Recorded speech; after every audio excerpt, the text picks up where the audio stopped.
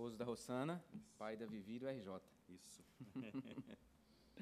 Senhor, como é bom nós experimentarmos e recebermos a cada manhã o renovo das Tuas misericórdias e saber que o Senhor tem propósitos a serem cumpridos na nossa vida e a partir da nossa vida, propósitos que são Teus. Ensina-nos a caminhar assim, olhando para Cristo, vivendo para Cristo, entronizando e glorificando a Cristo somente. Nessa manhã, mais uma vez, pedimos que o Senhor, por graça, fale ao nosso coração. Nós precisamos do Senhor para ouvir-lhe a voz. Usa o Teu servo, a quem o Senhor nos tem dado o privilégio de conviver nesses dias e ouvi-lo. Então, usa-o para a Tua glória. Traz aquilo, ó Deus, para cada coração que nós precisamos nessa manhã, não o que queremos, mas o que precisamos, porque o Senhor sabe exatamente o que é melhor para cada um de nós. É assim que nós oramos e confiados em nome de Jesus, Senhor e Salvador nosso. Amém. Amém. Meus irmãos, bom dia. É de fato uma alegria estar com os irmãos neste final de semana. Eu sou muito grato a Deus por esta igreja, pelo carinho, pelas orações, pelo investimento em nossas vidas ao longo dos anos. Já estamos há 25 anos no trabalho missionário transcultural em Gana, na África, agora na Amazônia, e essa igreja tem sido uma parceira de caminhada e nós louvamos a Deus por suas vidas. À noite nós poderemos dar mais informações, deixar alguns motivos de oração, mas nesta manhã gostaria de continuar essa jornada que começamos com os jovens na sexta-feira à noite, estudando sobre o chamado de Deus para a minha vida e para a sua vida.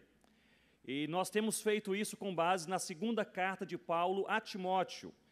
São 4 capítulos e são 4 encontros. Em cada encontro, nós temos estudado um capítulo, e nós estamos no capítulo 3. Portanto, abra comigo a sua Bíblia, a segunda carta de Paulo a Timóteo, no capítulo 3. Nós temos repetido desde o início que há 2 grandes verdades bíblicas que se complementam quando nós pensamos no chamado de Deus para o seu povo. A primeira verdade é que todos os salvos em Cristo são chamados por Deus. Nós somos salvos, então somos chamados por Deus. Somos chamados para o estudo da palavra, para a oração, para a comunhão, para a adoração, para a santidade, para as boas obras e para a pregação do Evangelho do Senhor Jesus. Se você é salvo, você é chamado por Deus. Uma outra verdade complementar a esta primeira, especialmente com base em Efésios capítulo 4, é que no meio de todos, Deus também chama alguns para ministérios específicos. Como diz Paulo em Efésios capítulo 4, versículo 11, chama alguns para serem apóstolos, profetas, evangelistas, pastores, mestres. E Deus faz isto na vida de alguns para que 2 coisas possam acontecer. A sua igreja seja edificada e o evangelho seja espalhado por toda a terra. Nós estamos, portanto, olhando agora para esta carta, segunda carta de Paulo a Timóteo, no capítulo 3. John Stott, quando ele comenta esta carta, ele diz que em cada capítulo existe uma exortação, que é um ensino principal. No capítulo 1, a exortação é: guarde o evangelho. Capítulo 2, sofra pelo evangelho. Capítulo 3, hoje pela manhã, permaneça no evangelho. Capítulo 4, hoje à noite, pela graça de Deus, pregue o evangelho. Paulo escreveu essa carta, nós bem sabemos, ele estava preso, e eu repito o contexto, não em uma prisão domiciliar como de antes, de outrora, mas agora em uma prisão, um cubículo escuro, isolado. Havia sido abandonado pela maioria dos seus amigos e irmãos, apenas um o encontrou naquele calabouço, e ele está certo que vai morrer. Esta é uma certeza. Ele fala sobre isso 3 vezes nesta carta. Portanto, ele sabe que esta carta a Timóteo, seu filho na fé, seria a sua última carta. E a escreve para Timóteo, este jovem que se converteu ao Senhor Jesus pela pregação do Evangelho por meio de Paulo, na cidade de Listra, na primeira viagem de Paulo àquela cidade. Converte-se Timóteo, a sua mãe, a sua avó. Na segunda viagem de Paulo àquela cidade, Timóteo agora, ele é um jovem amadurecido, cheio de Deus e cheio de vontade de servir a Deus. Paulo convida, e Timóteo acompanha em viagens missionárias para Tessalônica. Timóteo visita na primeira prisão em Roma. Timóteo é enviado para Éfeso, e Timóteo é o alvo desta carta. E Paulo, nesse capítulo 3, ele está ensinando a Timóteo algo que eu creio, que Deus ensina ao meu e ao seu coração nesta manhã. Permaneça no Evangelho. Fiquemos de pé para lermos a palavra de Deus, 2 Timóteo, capítulo 3.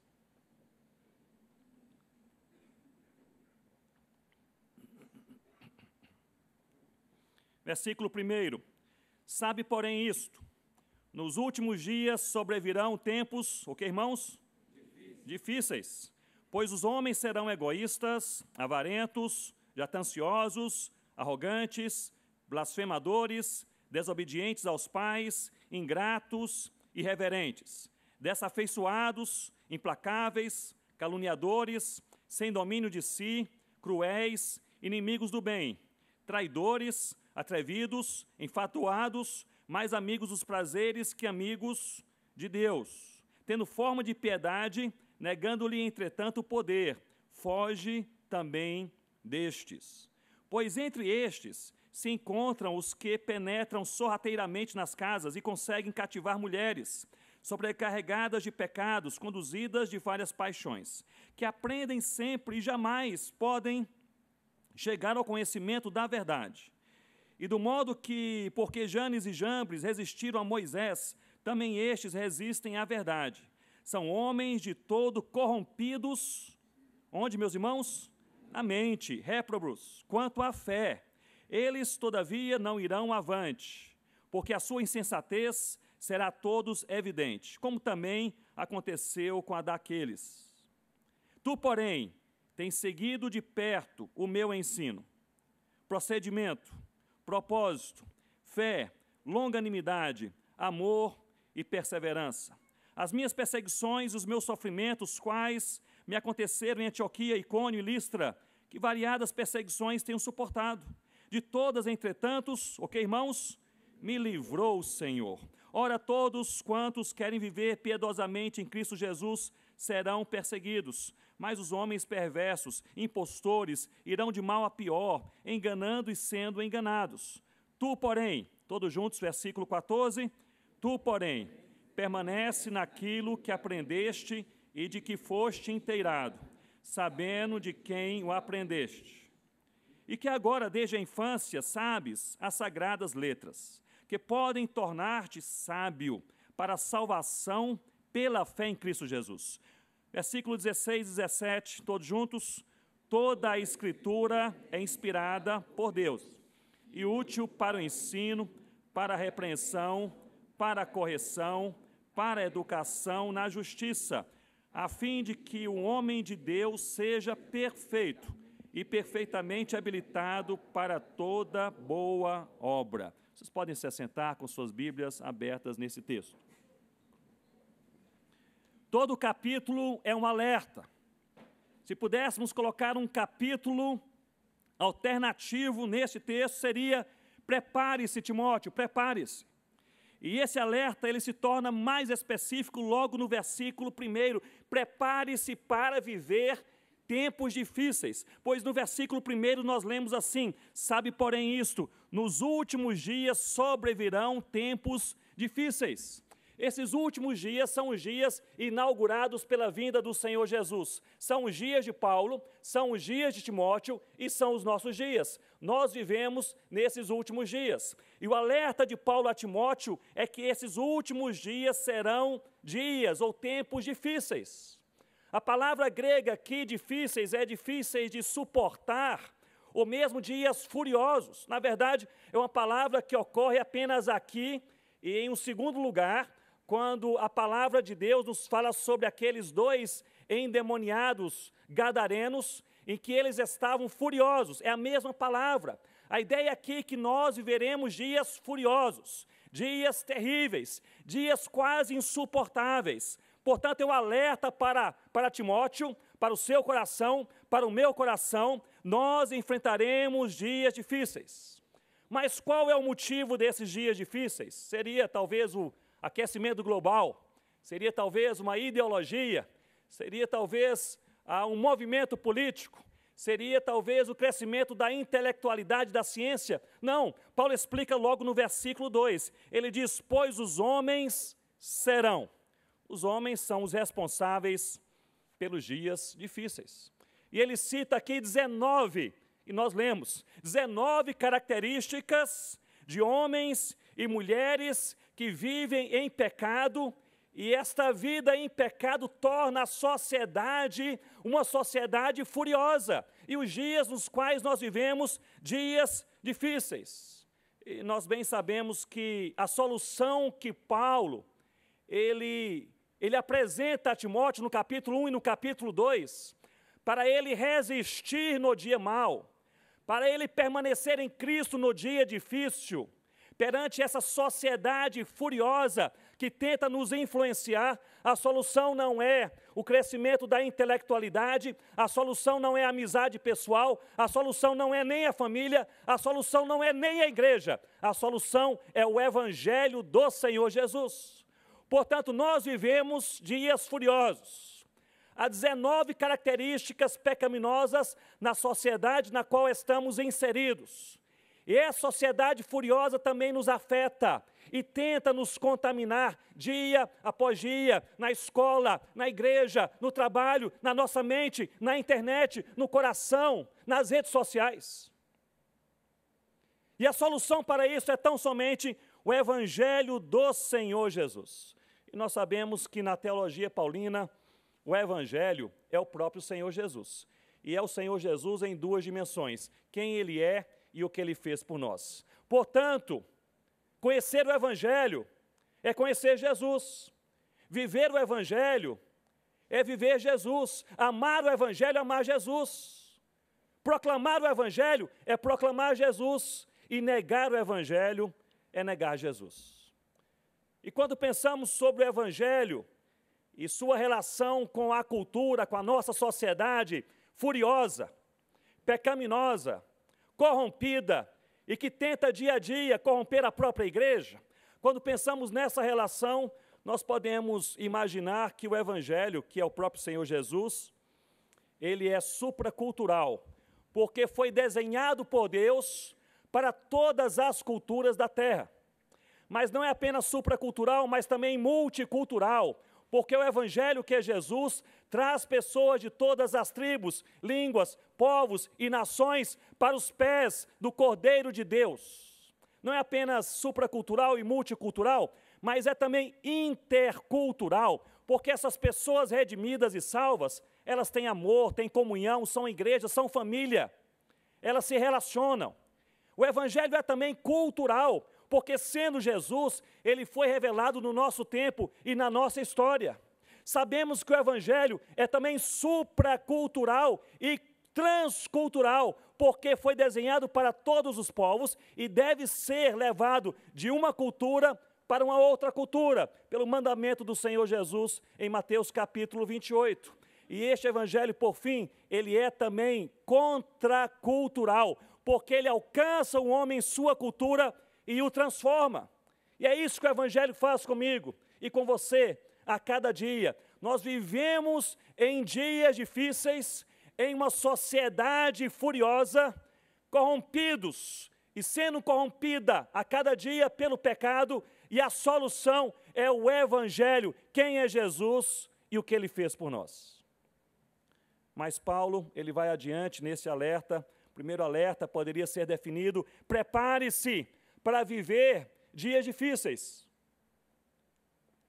Mas o segundo alerta, a partir do versículo 2, ele é um pouco mais pessoal. Prepare-se também para sofrer pressão.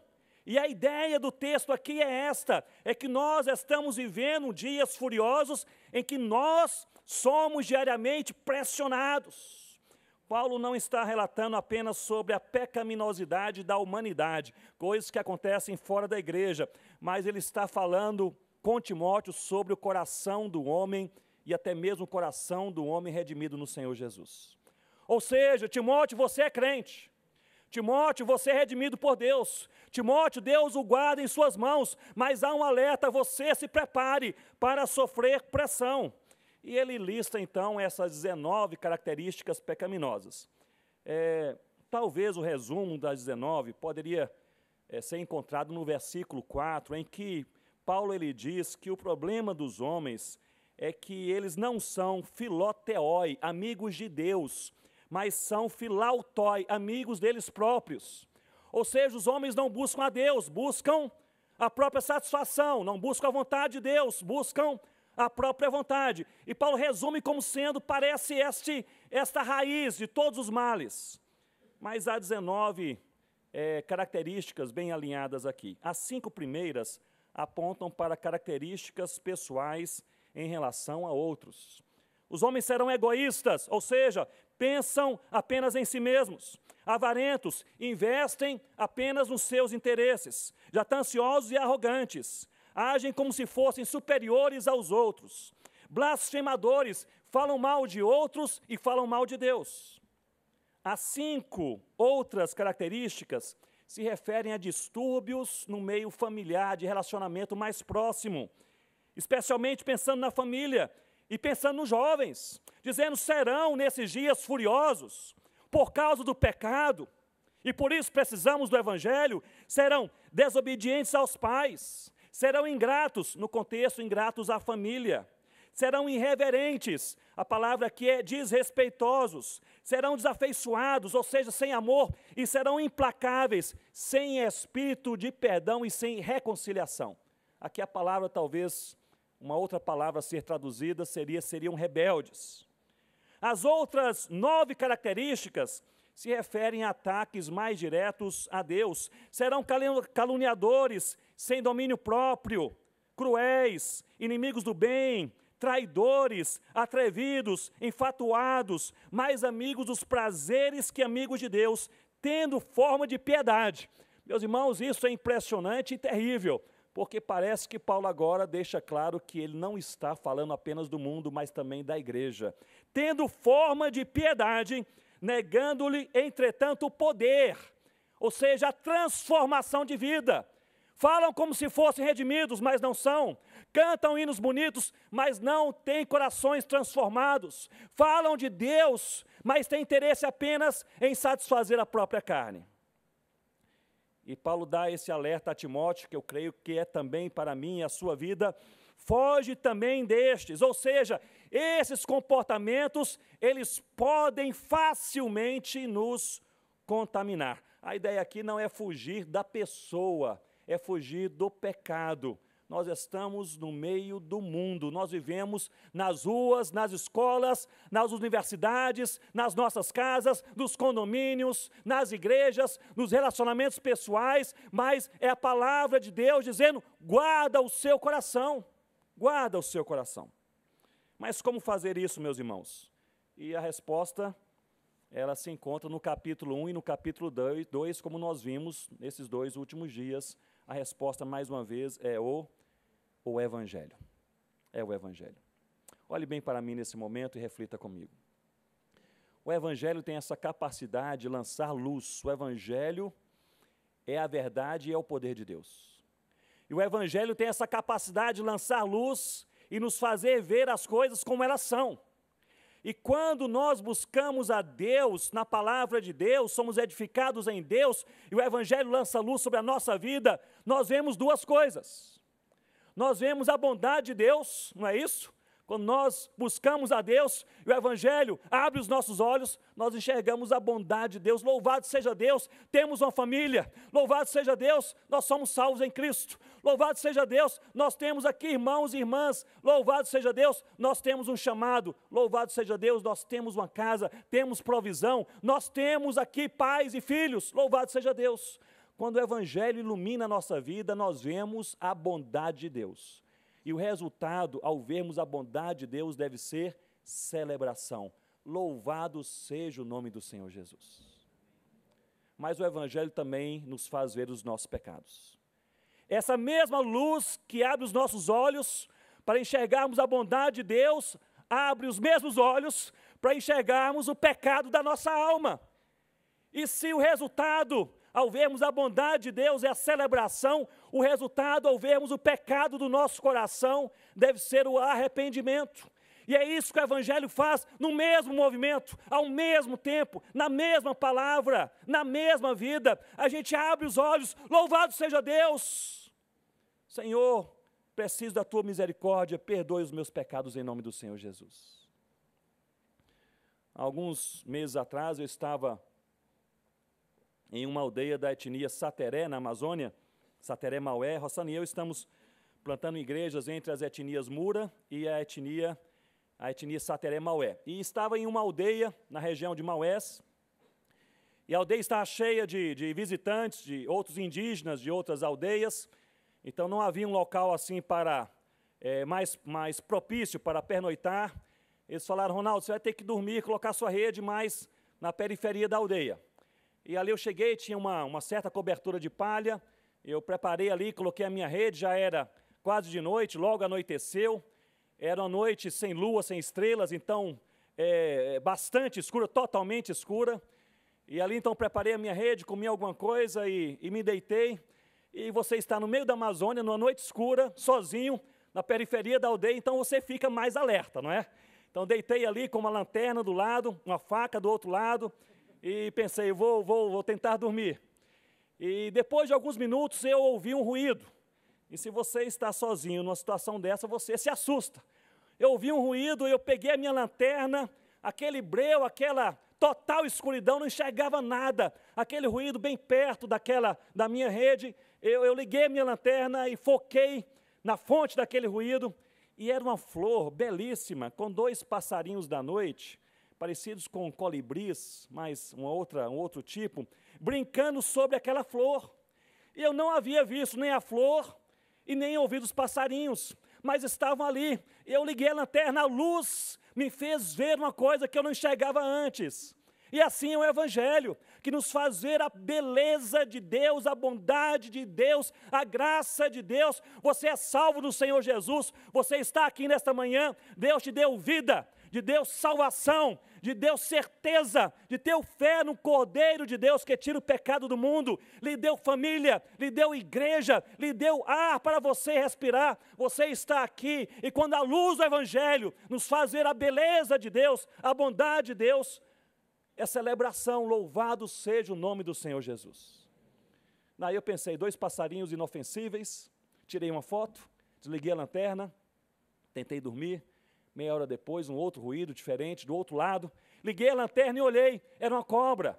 Havia chovido muito naquela tarde e tinha um pequeno lamaçal. E uma cobra entrou na lama, não conseguia sair. Estava ali deslizando, fazendo um barulho esquisito. E eu liguei, ali olhei aquela cobra, ela tentando sair, depois saiu da lama, entrou no mato e foi embora. E eu pensei, assim é a luz do Evangelho, nos faz ver a beleza da bondade de Deus, e nos fazer também as cobras, o perigo, nos fazer o pecado do nosso coração, da nossa alma. Meus irmãos, nessa relação com o Evangelho, na palavra de Deus, nós sempre somos levados a celebrar e também a nos arrependermos.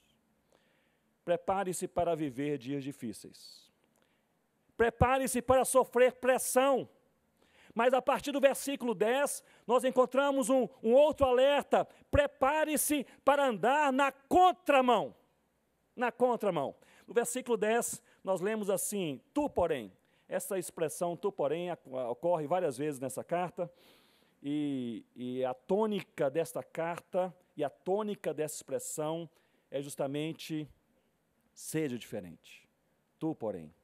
Talvez tu, porém, seja a exortação mais difícil que Paulo já fez a Timóteo, que o Senhor já fez aos nossos corações. Tu, porém, ou seja, o mundo é furioso, o pecado está à nossa porta, a tendência é apenas o mal, mas você, Timóteo, tu, porém, seja diferente. E Paulo utiliza tu, porém, aqui 2 vezes, no versículo 10 e versículo 14. No versículo 10, ele fala sobre o presente e o passado de Timóteo. Tu, porém, louvado seja Deus, porque você é diferente, você é fiel, você busca Deus, você ouve os conselhos da palavra, você é diferente. Mas no versículo 14, ele fala de um alerta do futuro. Tu, porém, permaneça no Evangelho, continue sendo diferente.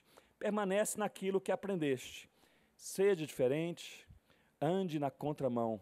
Irmãos e irmãs, especialmente jovens, ande na contramão. Muitos buscam somente o próprio prazer pessoal, não a vontade de Deus. Mas tu, porém, seja diferente.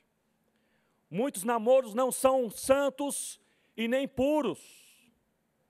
Isso é normal na sociedade hoje. Mas tu, porém, seja diferente.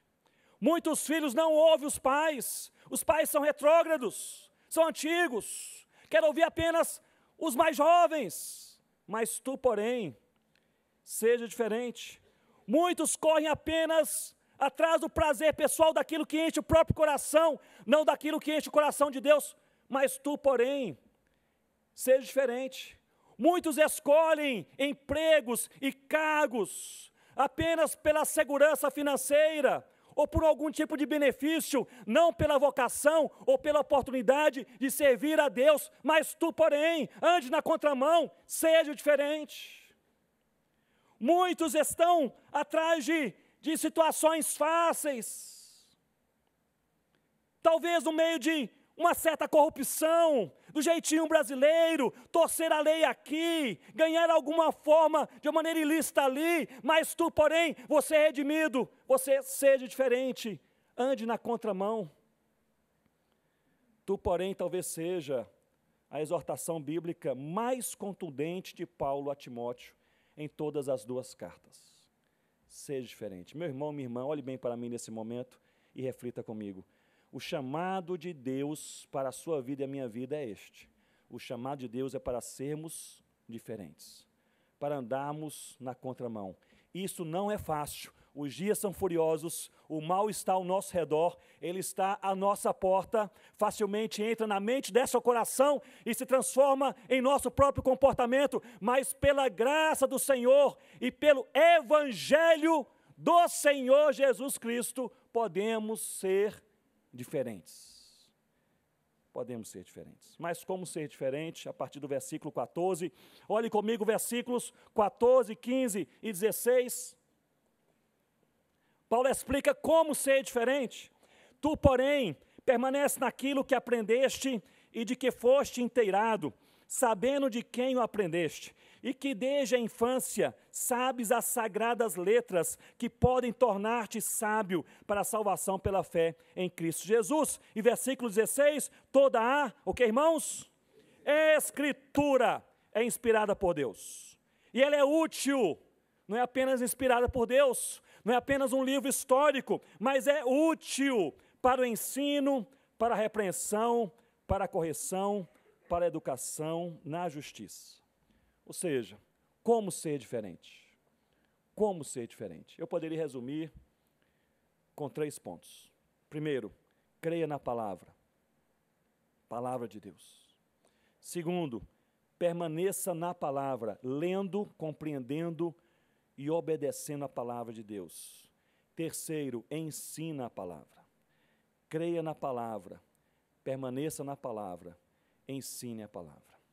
Paulo, na verdade, está preparando aqui a mente e o coração de Timóteo para o capítulo 4, que pela graça de Deus nós veremos hoje à noite, que na verdade é o capítulo que define o nosso chamado, e Paulo começa dizendo, prega a palavra, mas veremos sobre isso, com a graça de Deus, mais tarde. Nós precisamos crer na palavra de Deus.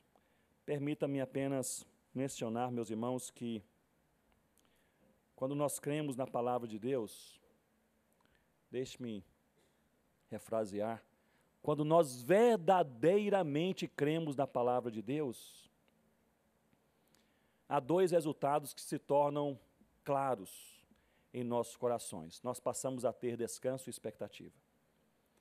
Descanso porque se nós cremos que Deus de fato é Deus, controlador da história, Criador de todas as coisas, o Todo-Poderoso que controla a nossa vida e os detalhes da nossa vida, se verdadeiramente nós crêssemos nisso, nós teríamos pleno descanso.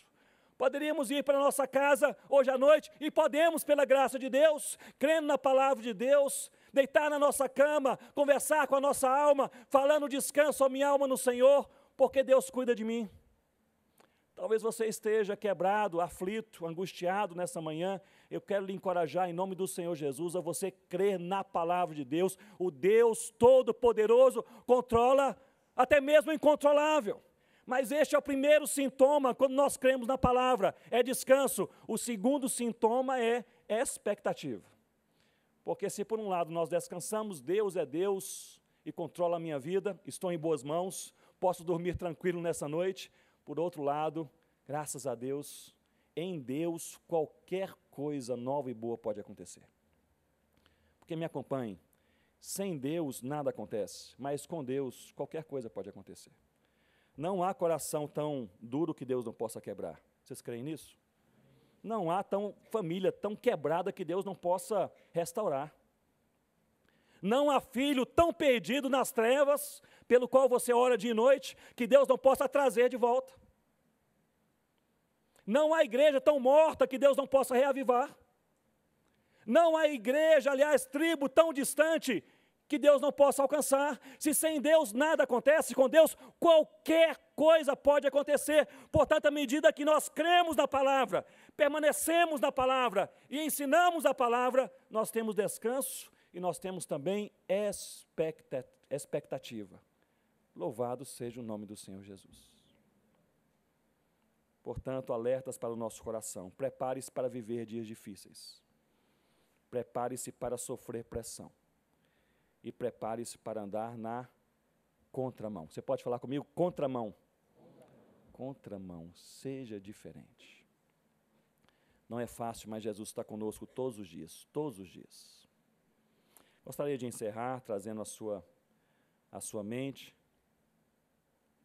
a história de uma mulher que tem impressionado a minha Rossana. Ela faleceu em dezembro do ano passado, aos 91 anos de idade, uma missionária da WEC International, que é a nossa missão. Nós somos da APMT, da Igreja Presbiteriana do Brasil, em parceria com a WEC. Ela era missionária da WEC, uma missionária inglesa.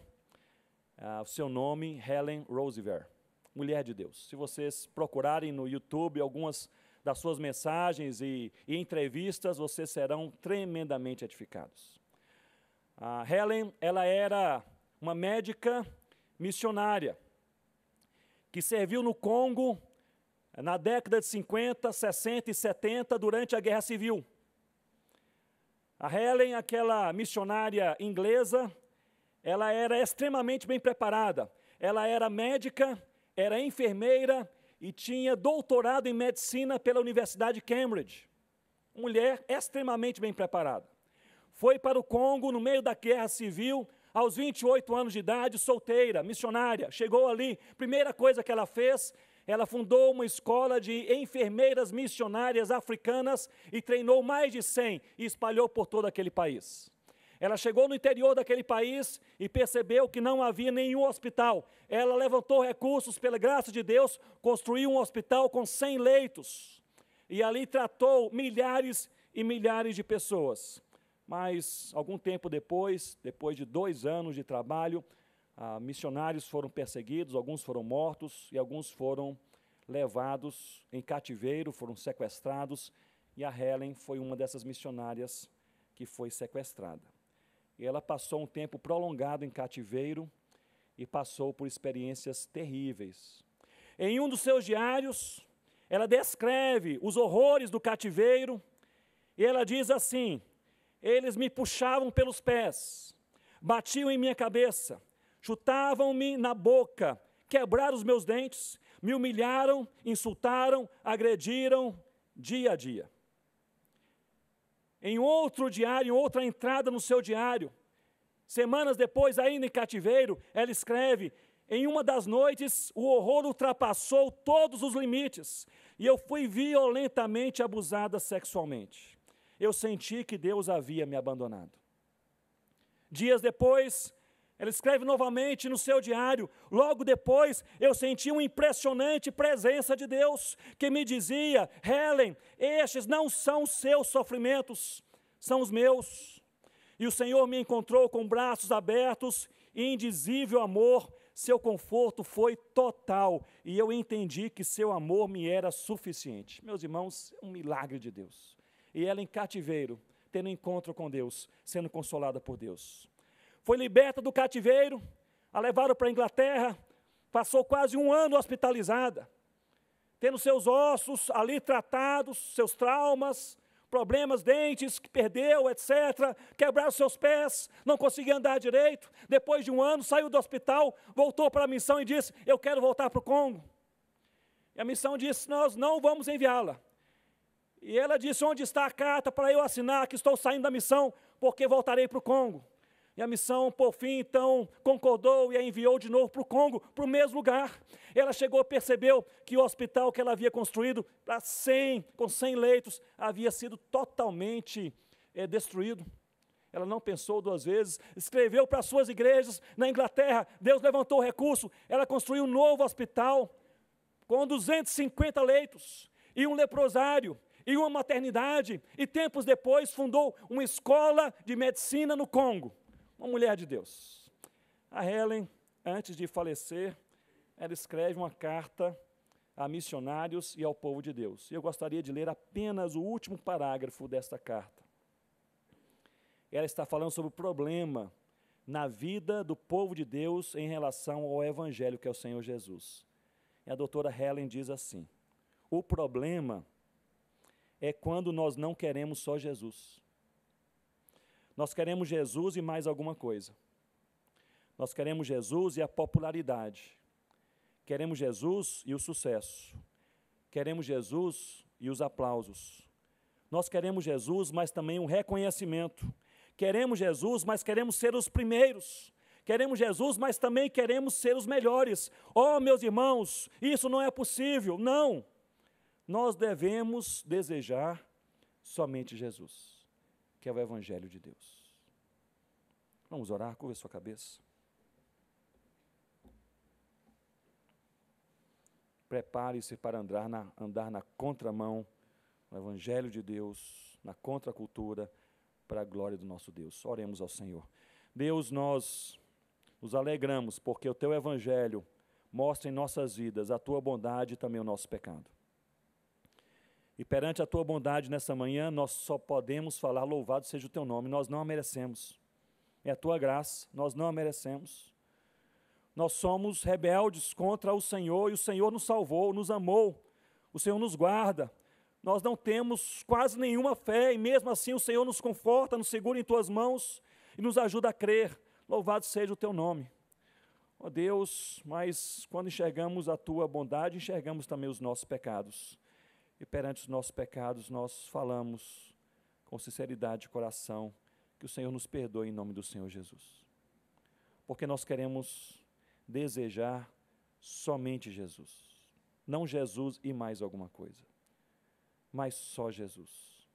Que possamos viver o Evangelho, sofrer pelo Evangelho, possamos amar o Evangelho, possamos pregar o Evangelho, jamais negar o Evangelho, para a Tua glória e o Teu louvor, em nome do Senhor Jesus. Amém, ó Deus.